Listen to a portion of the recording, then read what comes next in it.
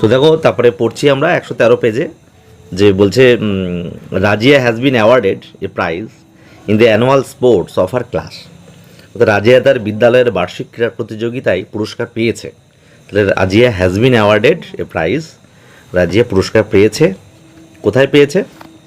বার্ষিক ক্রীড়া প্রতিযোগিতায়, in the annual sports of our school. ঠিক আছে, হার দেওয়া হয়েছে কারণ যেহেতু সে মেয়ে Razia. The prize is a book on Indian athletes, অর্থাৎ পুরস্কারটি ভারতীয় ক্রীড়াবিদদের উপর লেখা একটি বই। তাহলে the prize is a book on Indian athlete's. তাহলে এই বইটিতে ভারতের স্প্রিন্ট কুইন পিটি ঊষার জীবনের উপর একটি অধ্যায় রয়েছে। তাহলে এই বইতে দিস বুক কন্টেন্টস, এই বইতে রয়েছে বা এই বইটি ধারণ করে, কন্টেন্টস কি ধারণ করে? এই চ্যাপ্টার, একটা অধ্যায় কিসের? On the life of PT Usha the sprint queen of India, অর্থাৎ ভারতের স্প্রিন্ট কুইন পিটি ঊষার জীবনের উপর একটা অধ্যায় রয়েছে।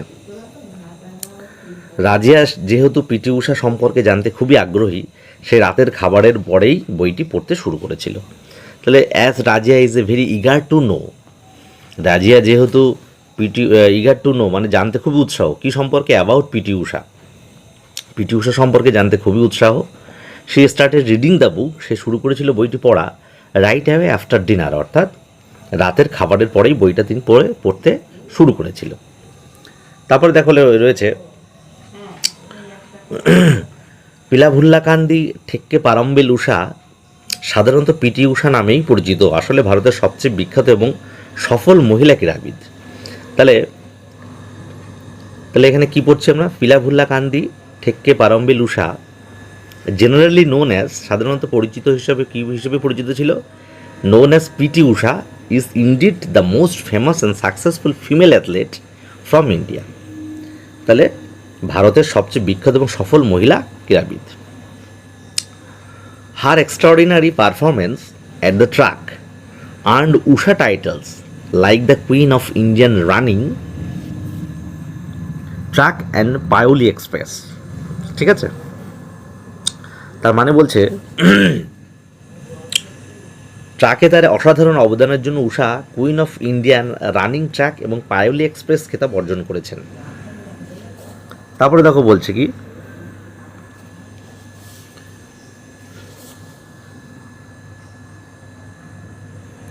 PT Usha was born on 27th June 1964 at Paioli, a village in the Paioli district of Kerala। তাহলে এটার বাংলা মানে হচ্ছে, দেখো পিটি ঊষা 1964 সালের 27শে জুন কেরালার পায়োলি জেলার একটি গ্রামে জন্মগ্রহণ করেন। তাহলে ওয়াজ বর্ন অন 27th June, যে কোনো তারিখ 27 জুন অন হবে, 1964 অ্যাট পায়োলি, পায়োলি একটা ছোট জায়গা, কেরালা ডিস্ট্রিক্টের পায়োলি একটা ছোট জায়গা, তাই অ্যাড দেওয়া হয়েছে প্রিপোজিশন হিসেবে। এই village in the Payyoli district of Kerala, কেরালার পায়োলি ডিস্ট্রিক্টের পায়োলি একটা যে স্থান, সেখানে তিনি জন্মগ্রহণ করেছিলেন। Though Usha was affected by ill health in her early childhood, বলছে যদিও শৈশবে ঊষা অসুস্থ থাকতেন, her promise in sports could be clearly noticed, তবু খেলাধুলার প্রতি তার প্রতিশ্রুতি স্পষ্টভাবে কিন্তু লক্ষ্য করা যেত। এগেনস্ট অল অডস, সমস্ত প্রতিকূলতার বিরুদ্ধে, মানে against all ods she succeeded in becoming one of the greatest athlete's India has ever produced. তাহলে তিনি ভারতের সর্বকালের সেরা ক্রীড়াবিদদের মধ্যে কিন্তু একজন হয়ে উঠতে সফল হয়ে উঠেছিলেন। ঠিক আছে,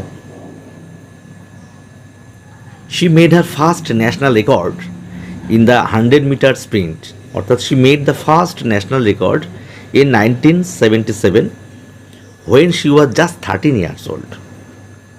তিনি 1977 সালে তার প্রথম জাতীয় রেকর্ড করেছিলেন 100 মিটারের স্প্রিন্টে, যখন তার বয়স ছিল মাত্র 13 বছর। তাহলে আমরা এই বাংলাগুলো পড়লাম, এবার কিন্তু আমরা কি করব? প্রশ্নগুলোর উত্তর দেব। তাহলে দেখো অ্যাক্টিভিটি 1 পেজ 114 অ্যাক্টিভিটি 1 বলছে let's fill in the chart with information about PT Usha.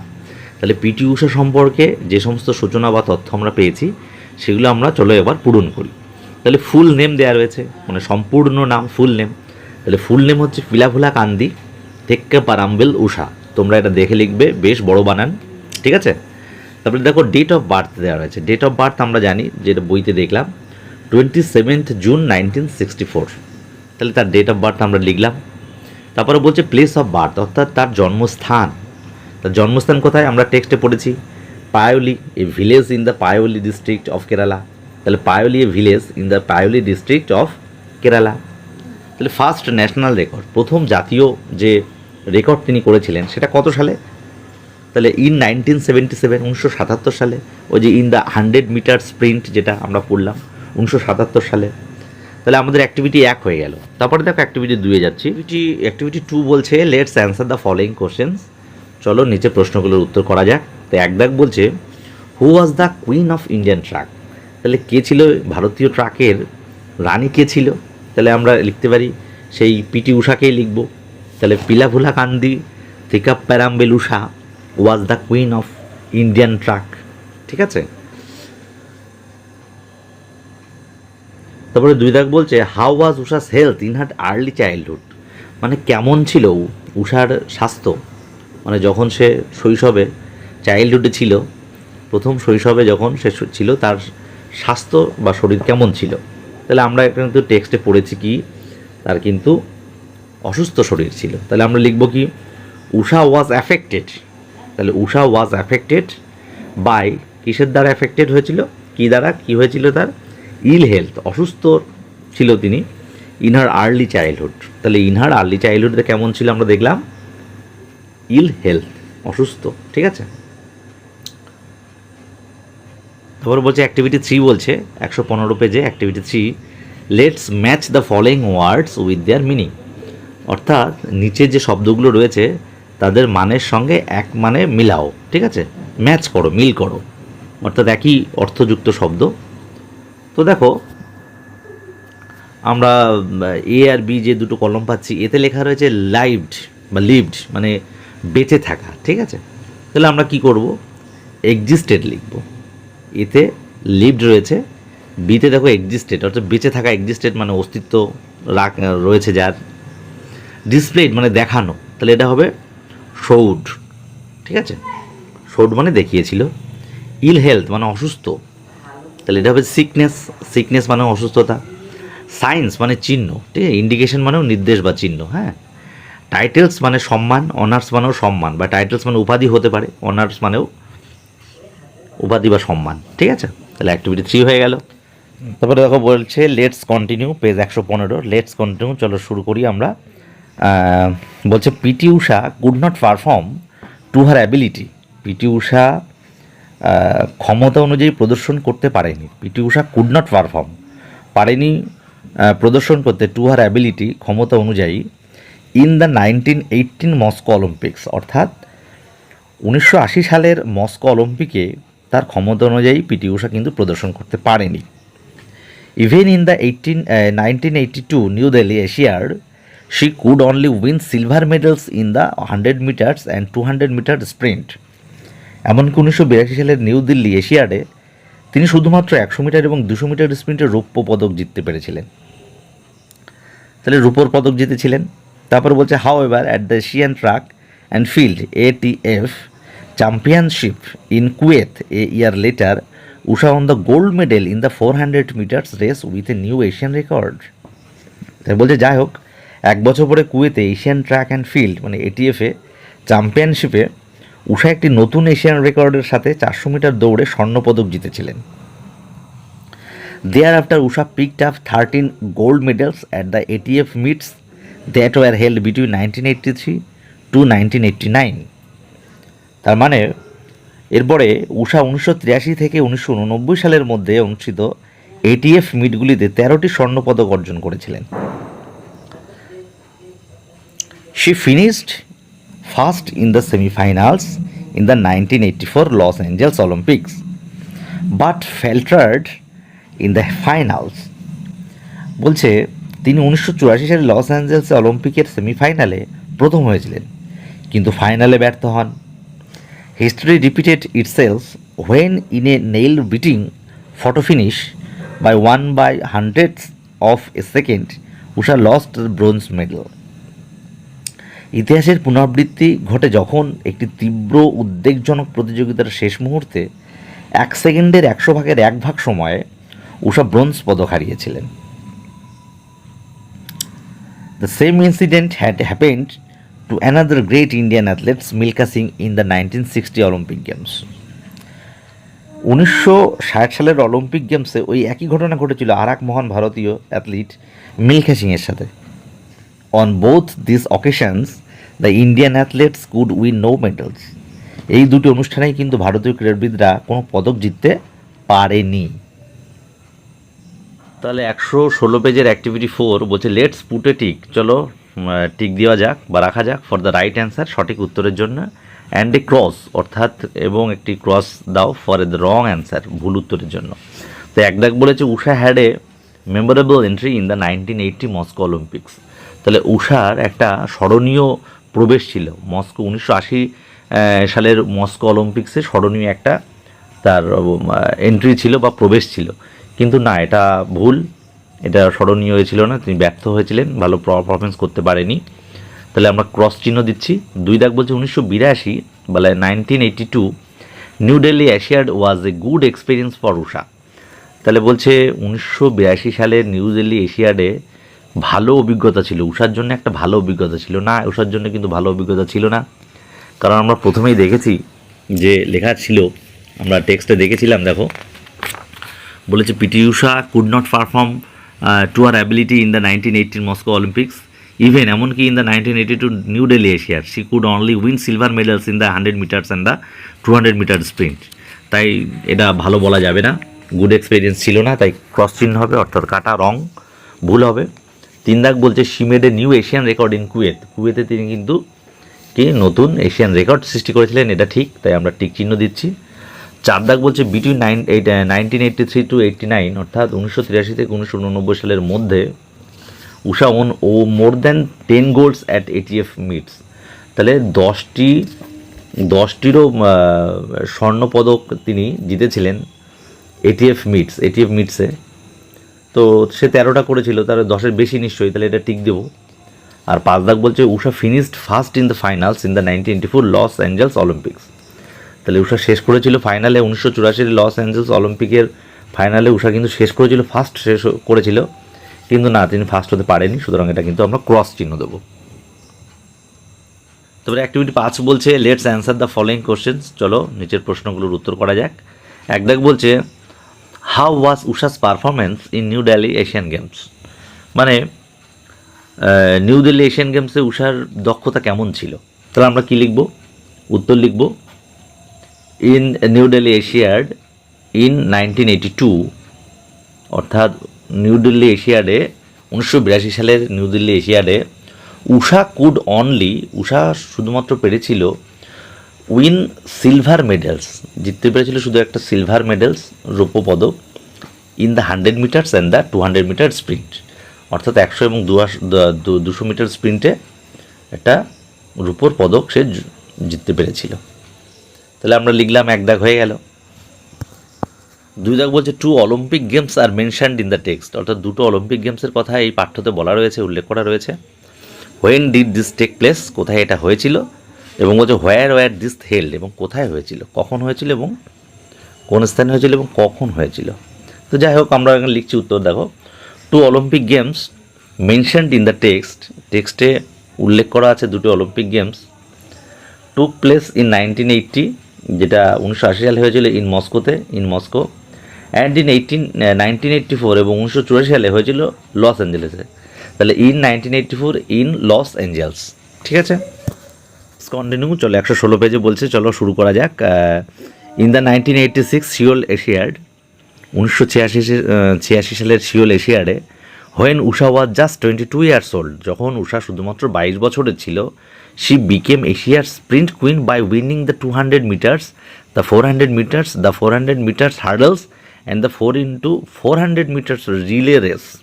অর্থাৎ তাহলে তিনি 200 মিটার এবং 400 মিটার এবং 400 মিটার হার্ডেল এবং 4x400 মিটার রিলে রেস জিতে এশিয়ার স্প্রিন্ট কুইন হয়েছিল, অর্থাৎ 404 বার আর কি, 1600 মিটার আর কি, এশিয়ার স্প্রিন্ট কুইন হয়েছিলেন।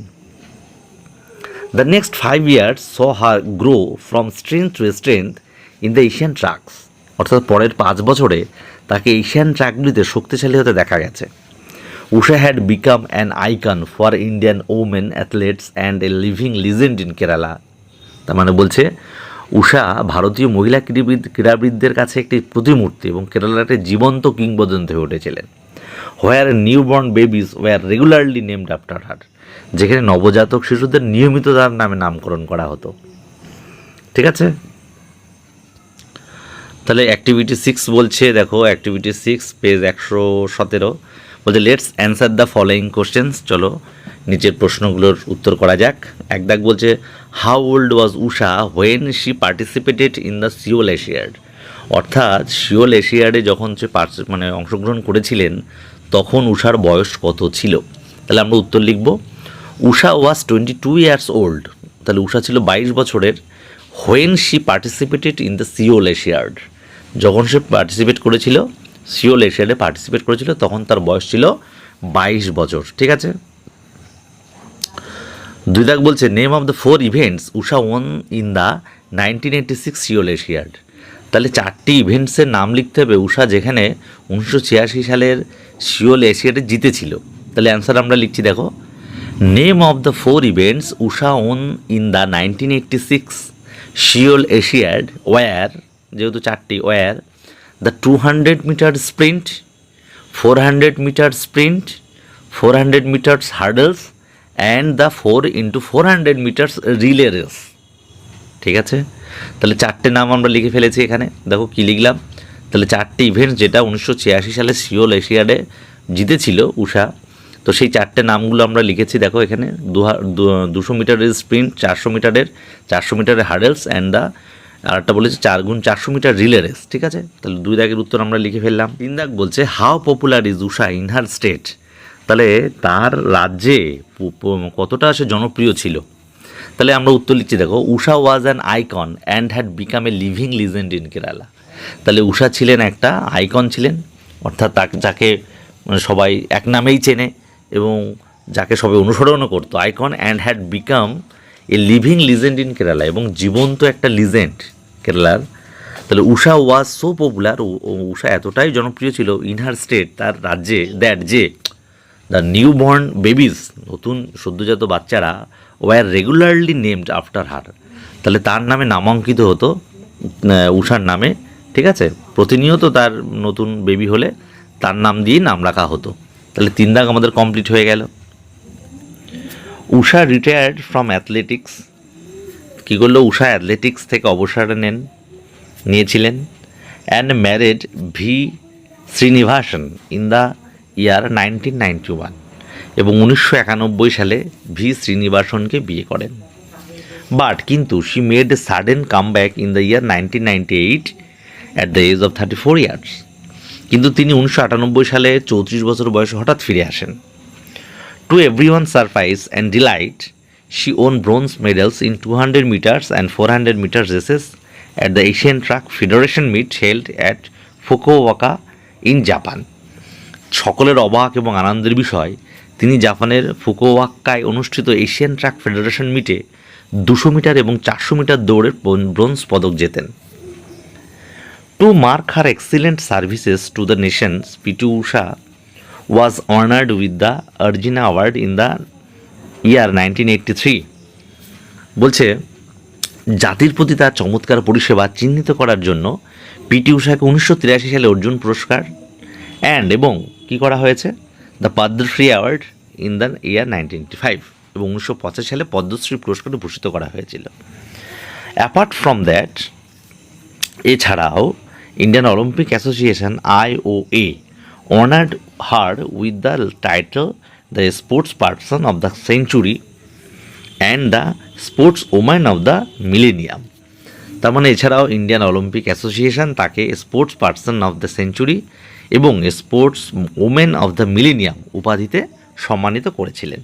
ঠিক আছে, দেখো পেজ 118 অ্যাক্টিভিটি 7-এ কী বলছে, write down why the following years were memorable in Usha's life, write down অর্থাৎ লেখো হোয়াই দ্য ফলোয়িং ইয়ার্স, কেন নিচের সালগুলি ওয়ার ছিল মেমোরেবল, স্মরণীয় কেন ছিল, কার, ইন উষাস লাইফ অর্থাৎ উষার জীবনে। ঠিক আছে, তাহলে 1983 সাল কেন স্মরণীয়, কী কী হয়েছিল উষার জীবনে, তাহলে আমরা লিখছি দেখো উষার জীবনে কী কী হয়েছিল। মানে at the Asian track and field অর্থাৎ এটিএফ, ঠিক আছে, championship in Kuwait Usha won the gold medal.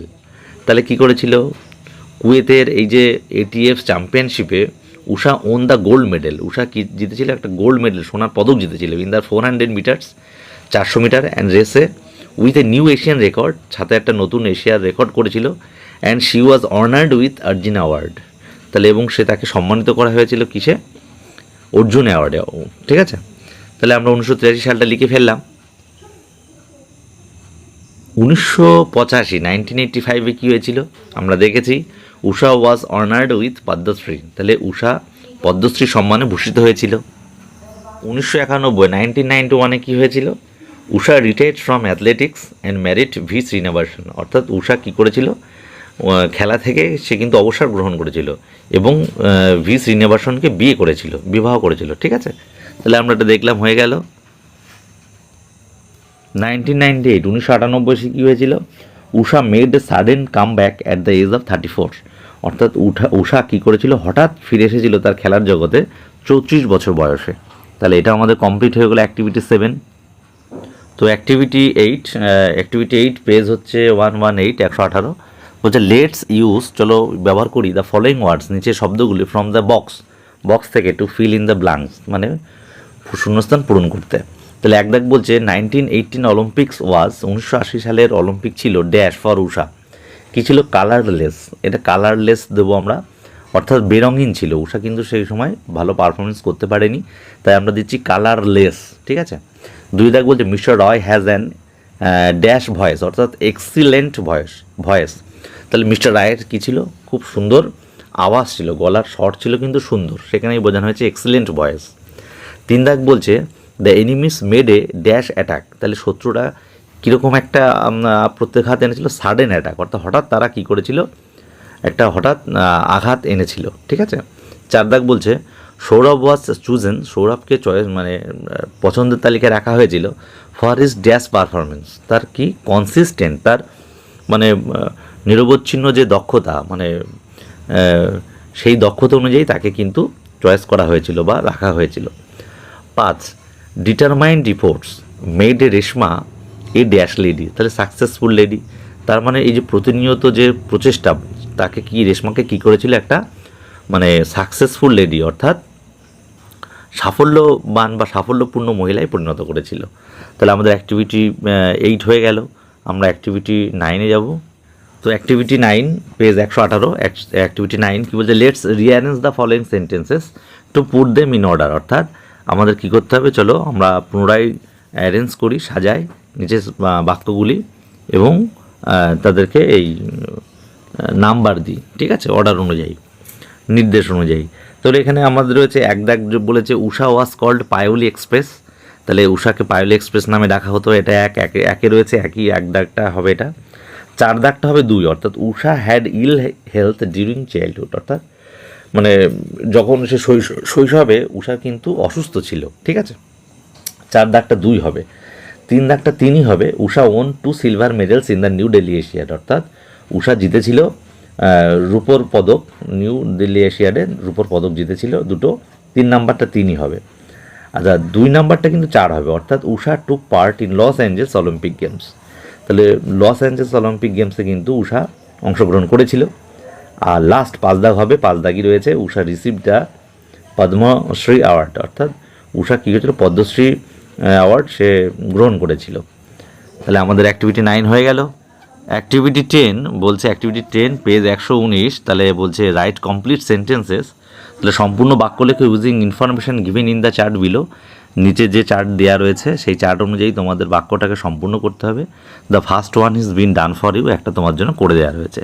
তাহলে এখানে দেখো Usha's medal record in Asian গেমসে উষার মেডেল রেকর্ডে রয়েছে, এখানে কত সালে কোথায় কী কী পেয়েছে, কোন কোন ইভেন্টসে পেয়েছে তার একটা তালিকা আমরা এখানে দেখতে পাচ্ছি। সেই অনুযায়ী আমরা কিন্তু নিচে যখন 8খানা বাক্য আমাদের লিখতে হবে, তার মধ্যে 1 নম্বর বাক্য ওরা করে দিয়েছে। 1 নম্বর বাক্যটা করেছে কি, Usha won her first medal in Asian games in 1982 in New Delhi Asiad. এটা কিন্তু ফার্স্ট আমাদের বলে দেওয়া রয়েছে। তাহলে 2 দাগে আমরা কি লিখব? 2 দাগে আমরা কি লিখব? 2 দাগে কিন্তু কি দেখো, তাহলে 2 দাগে আমরা লিখব Usha won a silver medal in 200 metres sprint in 1982 in New Delhi Asiad. ঠিক আছে, 2 দাগ হয়ে গেল। 3 দাগে দেখো যে আমরা দেখতে পাচ্ছি, তাতে আমরা দেখতে পাচ্ছি লিখব Usha won a gold medal in 200 metres sprint in 1986 in Seoul Asiad. 3 number লিখলাম। 4 নাম্বার লিখব Usha won a gold medal in 400 metres sprint in 1986 in Seoul Asiad. 5 number আমরা লিখছি Usha won gold medal in 400 metres hurdles in 1986 in Seoul Asiad. 6 number আমরা লিখব Usha won gold medal in 400 into 4 metres relay race in 1986 in Seoul Asiad. 7 number আমরা লিখব Usha won a silver medal in 100 metres race in 1986 in Seoul Asiad.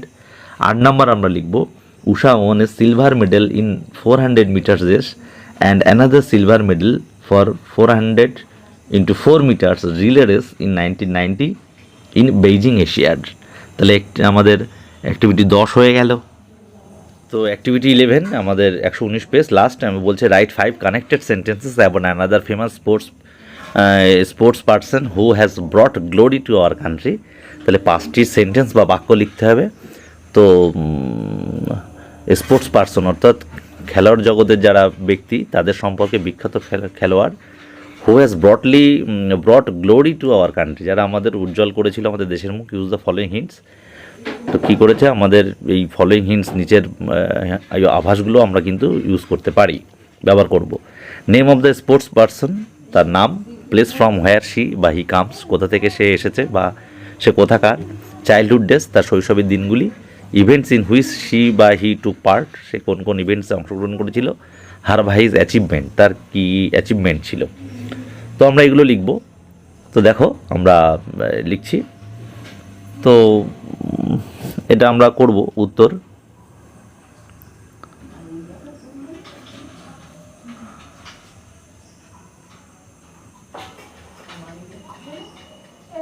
তাহলে দেখো সচিন, আমরা সচিন তেন্ডুলকরের সম্পর্কে লিখব। Sachin Ramesh Tendulkar is the best batsman in the world. He belonged to a middle class family. From his boyhood, he was very eager to cricket. He has created the world records in the world of cricket.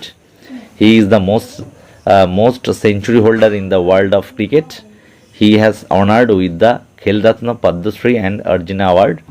He is a great legend in the history of cricket. ঠিক আছে, তো আশা করি তোমরা এগুলো বাংলা পারবে। অর্থাৎ Sachin Ramesh Tendulkar is the best batsman in the world, বিশ্বের একটা সবচেয়ে ভালো ব্যাটসম্যান আমাদের। He belong to a middle class family, অর্থাৎ মধ্যবিত্ত শ্রেণী পরিবারের সে একজন ছিলেন। ফ্রম হিজ বয়হুড, তার বাচ্চা বয়স থেকে বা বালক বয়স থেকে he was very eager to cricket, ক্রিকেটের প্রতি তার উৎসাহ ছিল। He has created the world records in the world of cricket. তাহলে বিশ্ব ক্রিকেটে সে ও কী করেছিল, ওয়ার্ল্ড রেকর্ড বানিয়েছিল, বিশ্ব রেকর্ড বানিয়েছিলেন, সৃষ্টি করেছিলেন। He is the most century holder, সে ছিল সবচেয়ে বড়, সবচেয়ে বেশি 117 রানের অধিকারী in the world of cricket, বিশ্ব ক্রিকেটের ইতিহাসে। হি হ্যাজ অনার্ড, সে সম্মানিত হয়েছিল কী এর সাহায্যে, উইথ দ্য খেল রত্ন, পদ্মশ্রী অ্যান্ড অর্জুন অ্যাওয়ার্ডে সম্মানিত হয়েছিল। He is a great legend in the history of cricket.